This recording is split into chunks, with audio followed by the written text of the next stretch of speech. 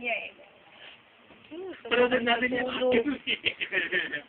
May mga problema yan eh. Kala mo, ano eh. Ang kamay Yan ay siya sabi talaga, oh. pinakausap ng angel. Mamuwasak pa ko kasi yan ah. Ano yung iniisip ni Hana? Nakataas pa ang paa. Ay, ang kamay. Wala naman namang problema. Wala nang problema. Kama niya, ano rin eh. Parang matanda eh, no? Matulog. Alam mo, waiting na talaga itong bata. Ha? Hindi, maputi yung paglaki. Negro yan. Kaya ako mapula daw ako nung ano eh, ba't maputi ako nung lumaki? Hindi, pag ang balat ay nai-stage, yun, tumuputi.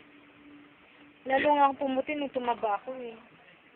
Kaya lang ngayon, hindi, kasi ang biro mo mula sukat sa baba ng, sa kaya ng bus ang init-init. Ang layo pa ng bababa mo sa sukat, yung palengke lang dyan. Niloloko nga nila ako. Sabi ko, kaya sa mall ka nagtrabaho, tsaka ka umitim. Nung Caltex daw ako, hindi ako... Ha? Oo, hindi pa abot. Doon pa ba, sa unahan pa. Ano? Hawagin eh. Oo.